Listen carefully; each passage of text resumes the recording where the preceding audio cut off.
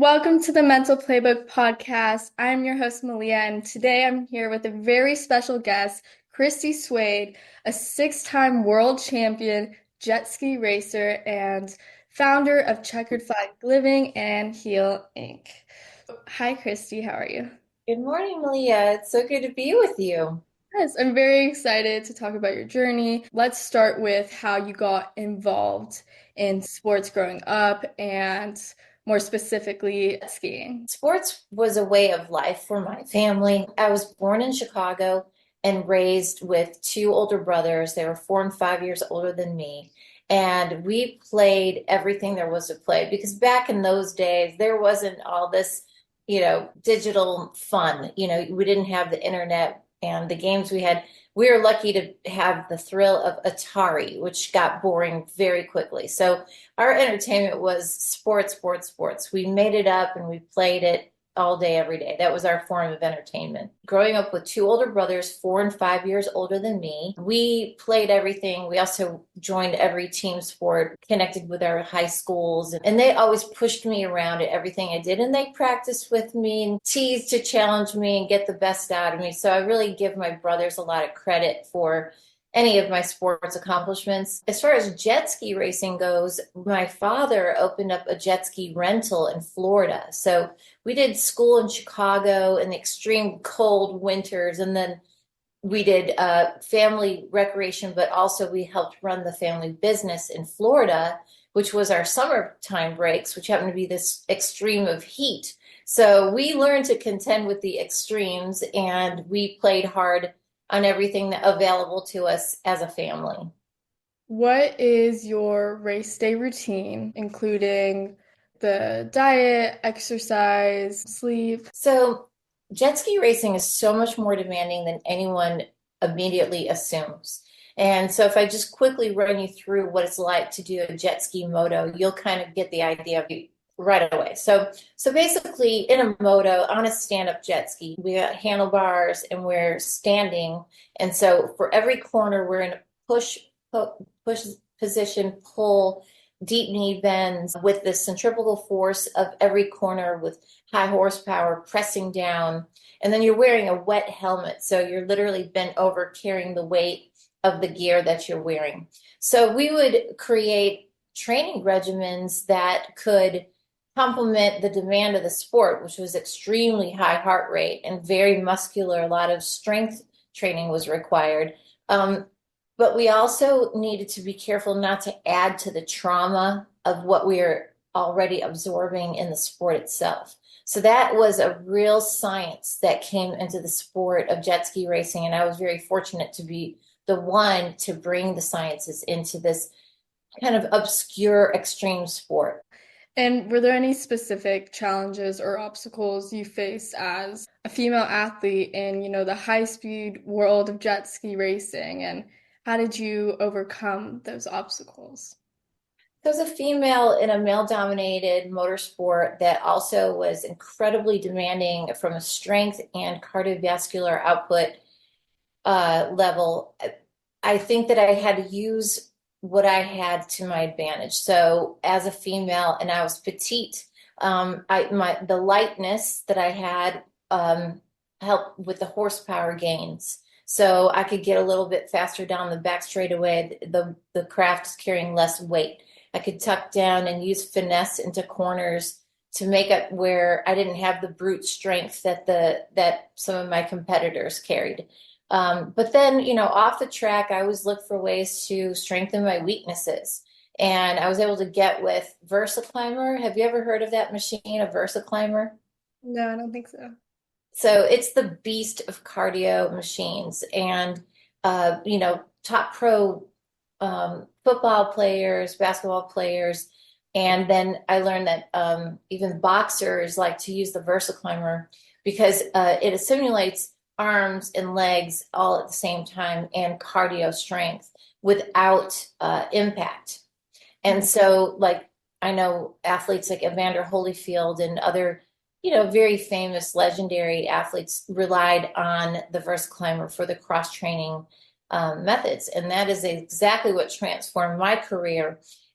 We got me on that machine and I would do sprint intervals that were so excruciating, I would want to throw up. I mean, I hated it. I would walk around on the morning of a cross training day on the Versa Climber, which would mean an hour of 80% of my maximum heart rate. And then the sprints begin on top of that.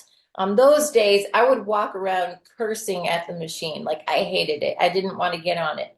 But with sports psychology, you look at the things that are the hardest to tackle, and that's what defines the winners from the wannabes is the willingness to do what's really uncomfortable.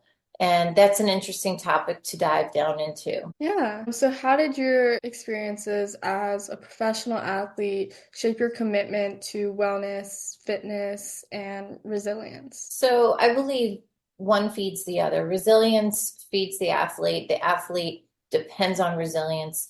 I think resilience is really key because you know, in pro sports every year, when you feel like you got your arms wrapped around it and you're doing really well, your competition is watching or some newcomer, takes all that you've learned and incorporates it. And so now you've got to reinvent yourself. So one thing I've learned in the theme of checkered flag living is that you really never arrive.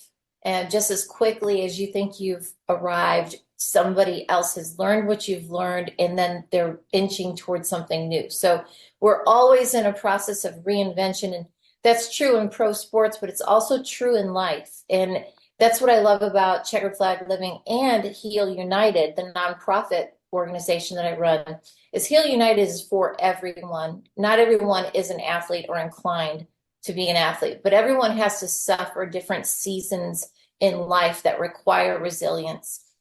And I love sports because I think it teaches those fundamental mores. And at the same time, life kind of supports it as well. So I'll say how sports has shaped my attitude toward life in general is probably, I was thinking this morning about this interview and I thought, what do I do when I start each day? Each day I have to get my heart and my mind straight because my body will follow. And I think it's so true in sports. Like if you have your intention for why you want to do what you're doing, and then you've got your playlist for how you're going to do what you're doing, the rest is just follow through. But I think it all starts with a spiritual centeredness. Like I feel in my life, I have a purpose and I have lots of Bible scriptures that I lean on that tell me that, I'm supposed to work wholeheartedly as unto the Lord, for is the Lord thy God that I serve. What that means is the intention that I must use as I go into everything is to do the very best with what I have. And what I have might seem inadequate, but if you take what you do have and stop whining about what you don't have, then you will surprise yourself. You will move forward in the path that you hope to go down. And then when you take a hit, which you're going to, and a setback and a disappointment, then you just gather yourself up, you recenter on a spiritual level that God is for you, not against you. And then you gather together what you do have and you keep pressing forward. Can you share the inspiration behind founding Checkered Flag Living and the unique approach it brings to guiding and supporting people towards healthier lifestyles? By the way, I like the shirt you're wearing. It's kind of checkered flag-ish and checkered flag. Yeah, thank you for doing that. Unless it just was a happy accident. But I love checkered flags because they symbolize a finish line. And for some people, being in a race and just finishing is winning. And for some people, they're gunning for first place. I think all of it is excellent. I think that, again, embodies our intention to do the best we can with what we have and never give up. The only person who doesn't see the checkered flag is the one who quits. And so there is the thing called pit lane, right? Where even in the middle of a race, you might crash out or something terrible happens. And you got to dive down into the pits. Well, that's where your team runs to your rescue. And as a team, you get back out in the race. And that's true in life. Sometimes we're going well and something throws us off. something as terrible as an unexpected death in the family or whatever. I've been through these things not so long ago, and you can find yourself in the pits needing help, and that's actually okay. I really encourage people that when you feel like you've been knocked off course, don't think it's the end. It's not. You know, Connect with people who love you, who will support you through your low time. And believe it or not, some of the best lessons you'll learn in life are found in those terrible low times. And the other most important thing, and I would say the greatest trophies of all, are not the gorgeous porcelain eagles. They are the relationships. And so it is really in the trenches that you find out who really loves you. And those are the trophies at the end of a day, at the end of a cool race season, and at the end of a life. So you brought up loss. How do you cope with the loss and learn from it, whether dealing with the grief of someone or just losing a race? Wow. Loss is a punch in the gut. Oof. I think that if you can handle loss, then everything else is gravy. And so I think it's, excuse me, it's a humbling experience. And it's one that even sometimes people can't console. And it's what drives you to drill down in something deeper, and that's faith in God. And I don't judge anyone's pathway to God, but I will say that my choice is Jesus because I feel like he teaches me to love everyone without discrimination and even to love myself. And I'm told that he loves me unconditionally. So, really, the common theme of healing and overcoming is love. Love God, love your neighbor, and love yourself. In your advocacy for fitness and wellness, how do you ensure your organizations like Heal are accessible and impactful for everyone? Yeah, I love the spirit of Heal United. As I said, it is for everyone without discrimination. There is resources for every person with, no matter what their fitness levels or ambitions are. What we all of us human beings need movement, and we need proper nutrition and human connection. And so if you go to healunited.org, you'll find a whole plethora of free resources that will guide each person toward the things that they need. So right now I'm writing a curriculum that is centered for a dual enrollment experience. What that means is it's worth a college credit, but it's delivered in high school. So high schoolers can kind of knock out some of their college credits in advance. And what it is, it's going to be called Wellness with Heal United. And there are 10 required modules for wellness. And all 10 of them are going to lead to career readiness because there's a strong connection between financial stability and wellness. So having resources supports your health journey and getting access to healthy foods, having access to memberships for workouts that are inspiring, things like that.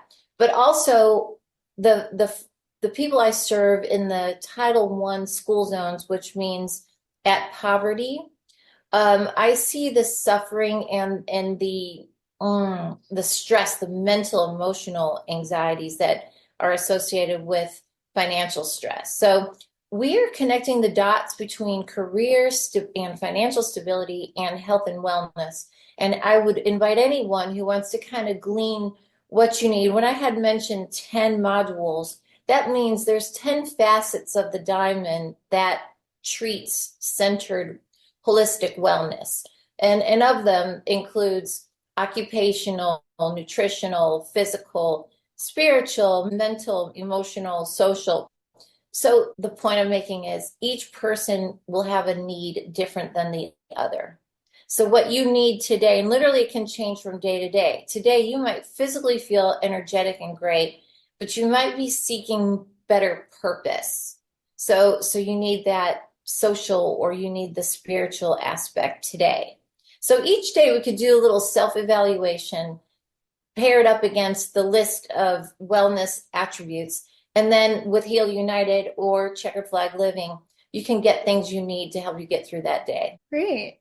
How do you see the connection between physical fitness and mental resilience, and how do you balance both aspects in your life? So I really believe that physical fitness is crucial for keeping the energy you need. And, there are a lot of mood swings that can be managed by exercising right and eating right. So, our emotional state and our mental state is hinged to our behaviors for nutrition and exercise. And that's why I say everything affects everything.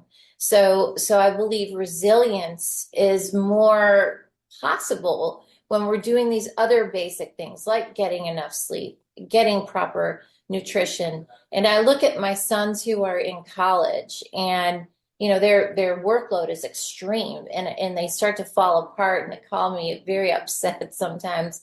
And I'm like, are you getting enough sleep? Because I can see in your eyes, I don't think you are. So when we start skipping those simple fundamentals, it catches up with our ability to be resilient. So you could say, my gosh, I'm not coping well. I need better resilience. Where am I falling short? Ooh, maybe I need a little bit better sleep, habit, or maybe I need to get some more vegetables and fruits in my diets and cut back on the caffeine and put the wine down. I mean, whatever, we got to evaluate what are our habits that are taking away from our resilience. Yeah. So I'm curious to know, what is your mental playbook that keeps you motivated and keeps you going? So for sure, my mental playbook and my daily ritual, I get up, and I love to get up before everybody else when it's still dark. And I love to put a little light on and begin to read like a daily devotional, or which would then punt me into the actual Bible scriptures. And I like to emphasize my New Testament scriptures and gospels and epistles. And in it, I go slow and I just pray and I just ask for the Lord to guide me as to what the priority of today is. And in one scripture that drives me every day, and I'm writing a book for Checkered Flag Living about what I think, are the bottom line factors of quality life, living your best life. And when Jesus was challenged by the Pharisees as to what is the most important law within all the Bible, all of it, Old Testament, New Testament, everything. Well, the New Testament was still being written during the time of this debate. But Jesus did say there's one, and it's to love the Lord thy God with all your heart, all your soul, all your mind. And the second is like it, love your neighbor as yourself. And I love how he didn't distinguish that your neighbor looks like a certain person or sounds like a certain person. Your neighbor is everyone around you. There's your license. And that's my morning. I'm like, how do I love well today? How do I receive your love? And in that taking, share it. How do I be kind to myself? What do I need this morning for my own self wellness so that I can be better for everybody else? And there's that circular flow. So again, it comes back to loving well. And sometimes loving well means doing the heavy lifting. So like that, I might get pointed in that morning like, oh, wow, there's a tremendous need. Like right now, we're in Southern California where the fires have just decimated many, many homes. So we're this morning after this podcast going to go find out who needs us to serve. Where can we serve? It might mean picking up trash, or carrying people who are devastated and feel like there isn't a tomorrow. We have to let them know there is a tomorrow. If we have to push our sleeves up and get dirty and do some cleaning, I mean, it's what we do.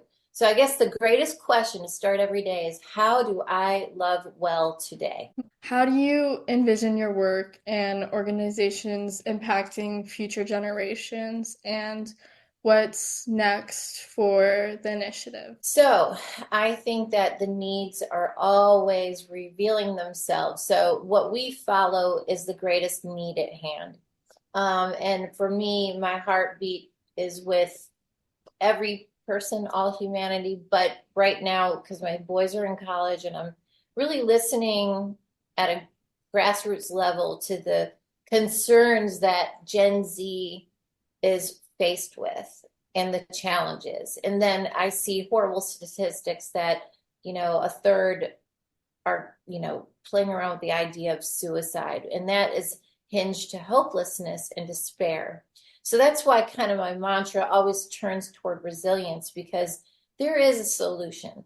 And I hope whoever's listening that feels stuck in that place of hopelessness or despair, I feel like that's my mission and my purpose in all the work that I'm doing, both on the Heal United side, which is education based for the K through 12 systems, and now working our way into college, but also on the Checkered Lab Flag Living side, which can dive a little deeper into my focus of spirituality, and resilience in those ways. So um, that's my next thing. It's like I'm just going to stay relevant in understanding the needs at hand, and then trying to broadcast solutions that are evidence-based, but also, through my life's experience, that I really believe in what I'm saying because I've been there, and the things that I teach actually work in real life situations. I think one of the biggest challenges with my generation and younger generations is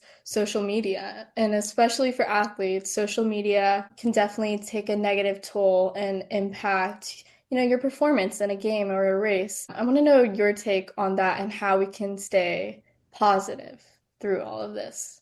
Man, that is the most interesting territory, and it's so fresh and it's coming at us like a tidal wave. And in fact, right now, like I'm on social media, right? But I've avoided it because it's so much to try to take in.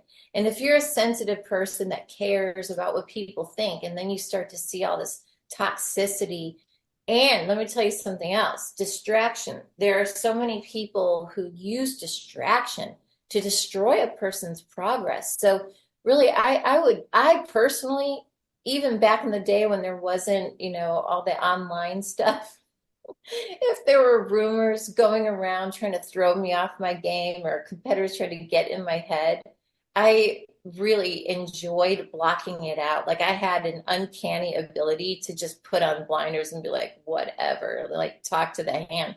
So I would say there are more distractions embedded in that world than there are helpful things. So I would hugely encourage everyone to be very shrewd in choosing how much exposure you will allow yourself to have.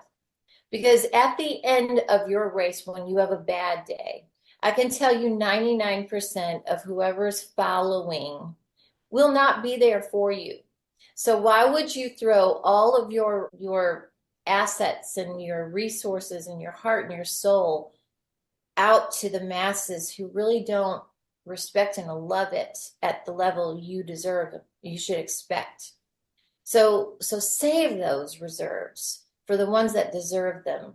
And don't waste all your energy and your focus on that which is only going to take from you. Let that energy and focus go right into your performance. Isolate yourself. Get alone in your head with the God that loves you. Because even when it comes down to game day, or for me, when this rubber band snapped and it's time to go, no one, no matter how well intended they were going to do that job for me. It comes down to you and the strength of the spiritual relationship you have within you. That spiritual relationship will take you further than you physically or mentally can take yourself. And that also will make you to do the hard things you don't want to do all by yourself in training when no one's looking. Are you going to go the extra mile when no one's looking? Are you going to dig that little bit deeper that makes you want to throw up? And then and some people say, oh God, don't encourage something that's unhealthy. Well, under the guidance of the right trainers, and if it's all at science followed, sometimes that's the level of intensity you got to go to get the next level of performance. And so it hurts, and not everybody's willing to be that sacrificial. And so if you got the courage to do it, ignore those who would like to talk a lot about it but aren't willing to do it. There's one more thing I want you to ask me about. Ask me about the 5-second rule when you're ready. Okay, what is the 5-second rule? Okay, glad you asked. All right, so 5-second rule. There's a psychologist that I love. Her name is Brené Brown. She doesn't know me, but I read all her stuff. I think she's amazing. And she really goes deep into being able to communicate your emotions. And she got into this thing about things that make you miserable, anticipating things that just make you like, you just don't want to do it. Dread is the word. And so I started talking to you about my really hard training days on the Versa Climber. And it would take me an hour and 40 minutes to finish that workout, never getting off this beast called the Versa Climber, and my heart rate never dropping below 80% of max. So when those days were coming up, I was dreading them. It was physical and mental torture. But when I got done with it, I felt like Superwoman. I mean, it really did take me to the next level of empowerment in my career, in my sport. What I'm getting at with that is the longer I walked around the climber anticipating, the worse the dread became. And the greater the temptation grew that, man, can I talk myself out of this? How do I get out of this? This is horrible. But if I really wanted to win, that's the price I knew I had to pay. So I would tell my mind, shut up, get on, and get going. The 5 second rule is when you've got something to do that you don't want to do, and in life it could be a horrible conversation that has to happen, or it could be whatever you just hate to do, but you know you got to do it. Don't talk yourself out of it. 5, 4, 3, 2, 1, go. I love that. And you know what? Polar plunges, oh my gosh. There is an example. There's a way to exercise that 5 second rule. Dive into a polar plunge once. You know you're gonna if you put your toe in the water, you're not gonna do it. You gotta just say 5, 4, 3, 2, 1, go. So who were your or are your mentors or biggest influences, especially on your journey, and what valuable lessons did they teach you? So in my racing program, probably I have to say Bill Chapin. He was my engine builder and also my riding coach. And but then next to him, because in motorsports you're dependent on the watercraft or your car, you know, your engine builder, your mechanic, your team manager. They're equally important to your physical or technical abilities as either in jet skiing it was very physical and technical. In cars it's both too, a different kind of physical demand, a lot of endurance. But point is, my engine builder who worked tireless hours in helping to research and develop innovative solutions to going faster and also solutions to prevention of big crashes. There was one year where I was chronically injured and hurt because there was a defect in the hull. And once we were going full throttle down the back straightaway, for some reason, this thing, we call it a death roll, it would start to turn. And no matter what you did, even in flat water, it would roll and grab. And I would be spinning, flipping upside down at top speed. And the worst part was I had a helmet on that had a visor. And whenever I'd flip upside down, if my visor grabbed an edge of the water, it ripped my head backwards. And I would literally have bruises from the chin strap out across my chin with cervical whiplash, chronic whiplash. Like, I'm lucky that's all that happened. But that happened regularly. So I was regularly hurt that whole season. And that's the season that led me to my first defeat. And I had dominated the sport from like 88 all the way to 93. In 94, I started, finding myself injured and my competition creeping up on me, and I overtrained. And that was another thing is I learned, I always thought more is better. I'll train harder, I'll train longer, I'll do more. But all that did was run me further into the ground. And so I was taking 7 to 8 Advil every day just to kind of cope with the soft tissue inflammation that I was in all my joints. I was just hurt all the time. I was riding with pain. And that's when the doctors related and physical therapists related to the VersaClimber team came in my world and said, more is not better. Right now, you need to heal, and then let us lead you through the sciences to a much better approach, a much more systematic approach. So they helped me heal. Then they put me on this peak performance regimen. So that I would peak at the right time. So it's timing, it's intensity, and it's trusting the right people. So your initial question was, who mentored me? My engine builder did everything to make my boats work optimally. But then Brian Roberts of Sports Performance and Rehab Center in Diamond Bar, he was my head physical fitness supervisor, and then the owner inventor of VersaClimber. They worked together as a team to put me on this regimen. And by listening to them and following the formula and paying attention to the science would have been nutrient density. They tested my blood for what I was, a deficits and whatever I was needing to build into my nutrition. But then that cardiovascular measure, the VO2 max measure, the body mass index, like, measuring for fat. At one point, I did reach such a low level of body fat that I was more prone to sickness, meaning like we're on the road, we had to travel to a different city every week. We had to travel overseas on our off season. And so you're very prone to colds and flus and just common things, which can ruin a performance. And in jet ski racing, like NASCAR, we race every week and it's a points system. So say out of a 10 race series, one race you're totally off or not there, you've destroyed your championship at the end of it. So even on days where I was throwing up from a stomach virus, I was racing. On days where I had a cast because I broke my ankle, I was racing. Because we even last place, those points, you could still overcome a bad day at, okay, so that's important. That's a good life metaphor is, in a race series at the end, the checkered flags, the championship trophy depended on many race events along the way. So say you had one bad day out of 10, you can make up for it. It's kind of like in college, a final exam might be able to make up for a couple of blundered quizzes. So, you get in there even on the bad days, you got to perform.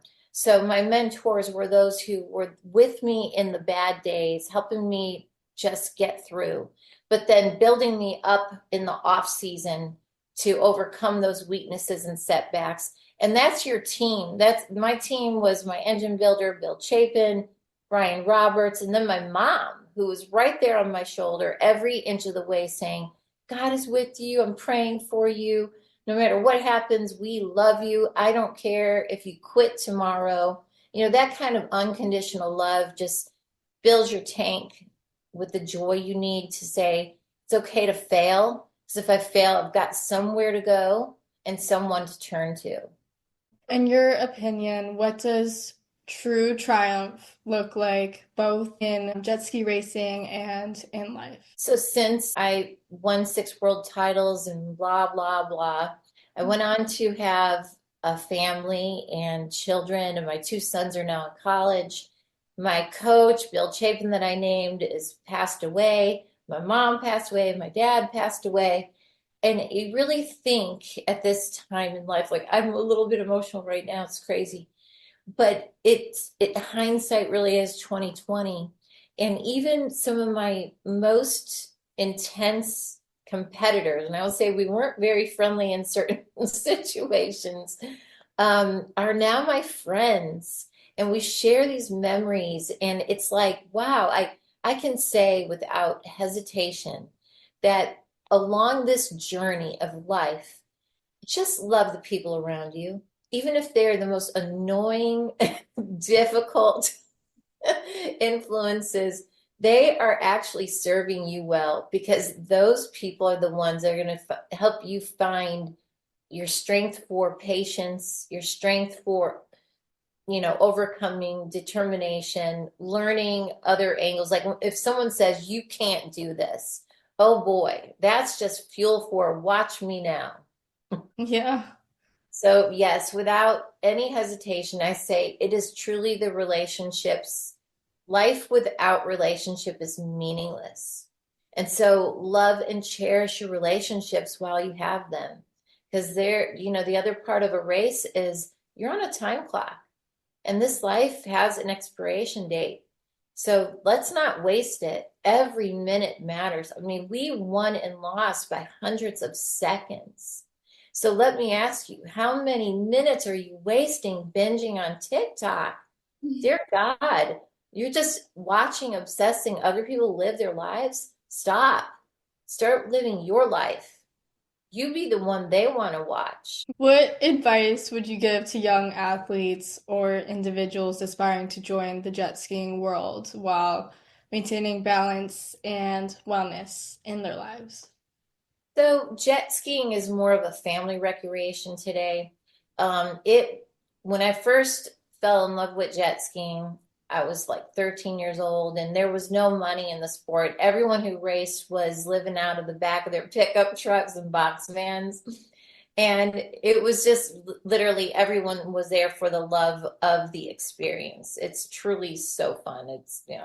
But then when I got into it, fortunately, ESPN jumped on board, and then all these endorsements locked in. We were carrying, ratings that were competing with summer baseball. So I was really fortunate when I became champion that was the moment in the sport that it was actually a lucrative career.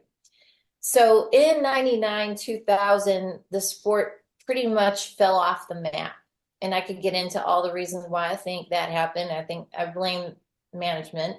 Um, but it is what it is. So today, it's more of a, grassroots, backyard type of effort. It's not anymore the factory supported, you know, opportunity to make money. But nonetheless, it's still a lot of fun and it still exists. So you could go to the IJSBA. It's a lot of letters and it stands for International Jet Sport Boating Association, IJSBA. If you go there, they will show you all of your opportunities to get into jet ski racing if you're interested. But I think what I want to say more important than that is boating safety. So a lot of people have what they call a Sea-Doo. Well, Sea-Doo is a brand name that Bombardier owns that pretty much most people relate to as a sit-down watercraft, kind of like a little go-kart on the water. Mhm. And they go very fast, a lot of horsepower, very quick agility, steering ability. And they're so fun for those reasons. But at the same time, they also are the cause of 1 out of 3 accidents on the waterways. And it's because of inexperience. So people who jump on there and they don't have experience and they got a handful of horsepower, if you lose sense of awareness and you don't see the boat coming across, your right side, which is your starboard side, then that's when a tragedy can happen in a blink of an eye. So I would say if you have jet skis or your friends do, or you go on vacation and they're renting them, just please go out there, but go into it baby steps and make sure you're so aware of your surroundings. And if you find a good spot where there isn't traffic, go ahead, try it for size. Have fun. Squeeze on gradually. Don't go too much too soon because something bad could happen. Nobody wants that when they're just out there to have a good time. Yeah. So, if you could share one defining moment in your career that encapsulates who you are today, what would it be? Today, at age 54, I would say the loss of my mother, who loved me at birth and always just fed in me, optimism, can do, pull your panties up and be a big girl. Remember who you are in Christ. Don't ever compromise your values.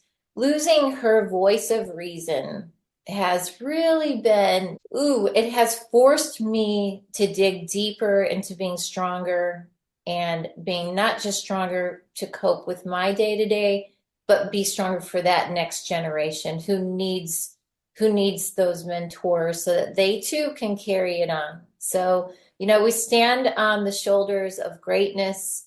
I want to thank my mom for that and my family. And today, I think I've got my husband and my children, my prayer partners, my friend circle. I would say Heal United is an incredible, let's say, universe of support where I get to dive in and learn the things that I can use for my own quality of life, but not just leave it like that.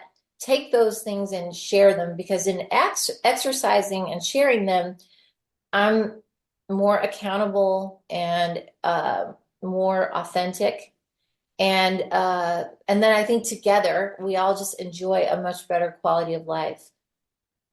It's so important and so crucial to have that support system, especially as an athlete in the games, to have fans there and have your family there. What legacy do you hope to leave behind? So Checkered Flag Living is kind of this new platform that I just formed. Heal United is the 501(c)(3) that I founded and have, fostered and grown up for over the 20 years. And it is a segment of my life. It is post racing and child rearing, and it's still very important to me.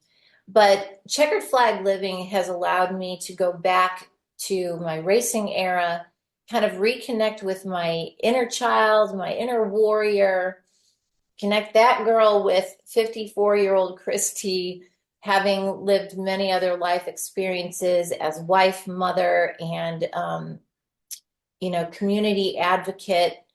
Um, all of those things put together, I hope that, and now this love-hate relationship with social media, I think that social media is a wonderful thing. And I use this metaphor with the Coast Guard, as I was a keynote speaker at Coast Guard headquarters on behalf of the U.S. Coast Guard Auxiliary. They named me Goodwill Boating Safety Ambassador. And I was able to explain to admirals that jet skis are, let's say, sorry, let's hopefully edit all those. Yeah. Um, I was able to communicate to admirals how a jet ski is like a scalpel in a surgeon's hand. They can save a life, but a scalpel in a person's hand that is uninformed or reckless can take a life.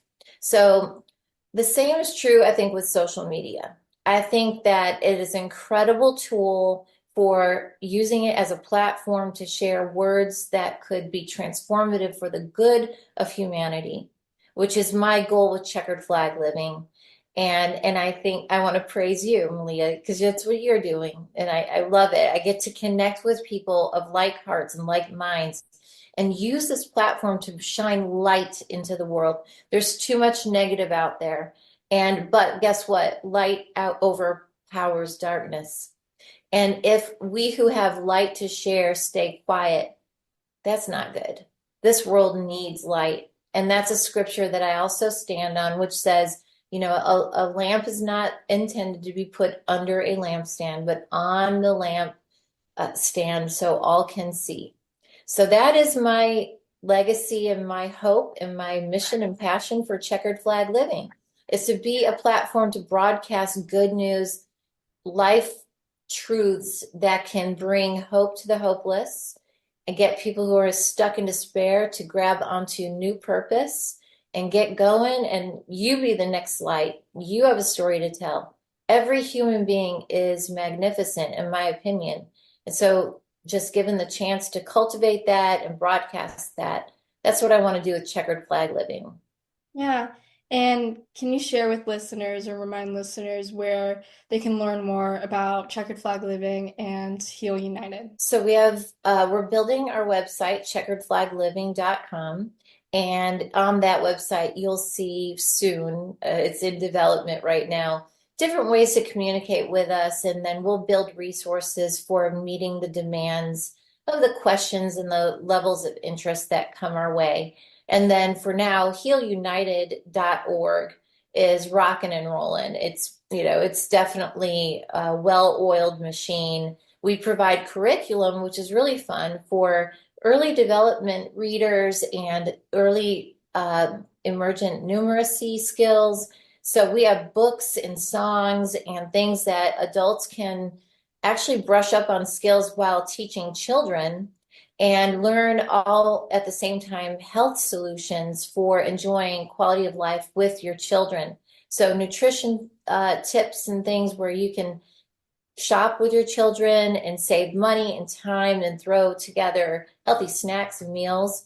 And then exercise and get outside and enjoy nature, appreciate nature, learn to appreciate nature because those things add to mental, emotional, and inner fulfillment and health and wellness. So yeah, tons of tips for family life to engage in healthy behaviors together. And it goes back to what I said is the most important thing at the end of the day is human connection. So if we just take the time, and Heal United is a place where great resources are made available.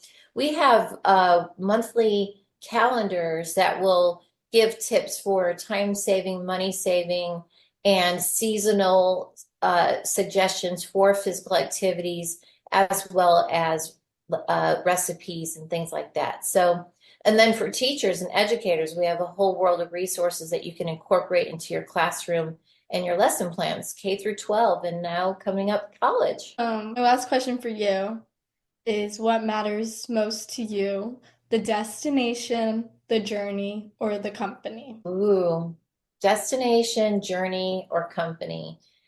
Wow, good questions. All right, so destination is definitely key. You got to have that vision.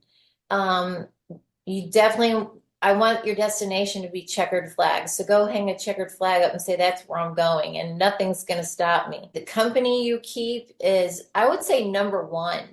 I don't know. They're all number one. Yeah, it's hard.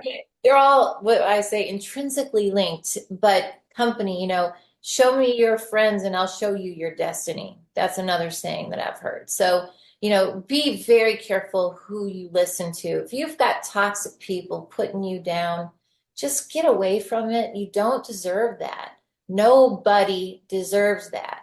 So, find positive influences and hold on to them.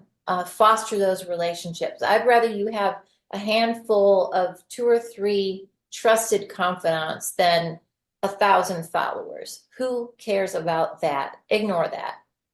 Foster the ones that are authentic and going to be there with you and for you on your low days, bad days, your bad hair days, whatever. So there's the company piece. And that could be your family. That could be your friends. That could be some of your teachers.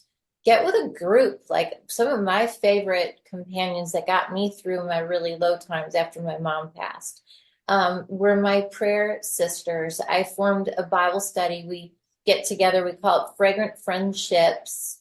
And the Bible says that we are the fragrance of Christ. So when we get together, it's like a lovely aroma. And we take from each other and share with each other, and we go off in our separate ways refreshed. And that's really important, those human connections of positivity. So there's the relationship, but then the journey, it is only a journey. The destination is this defining finish line.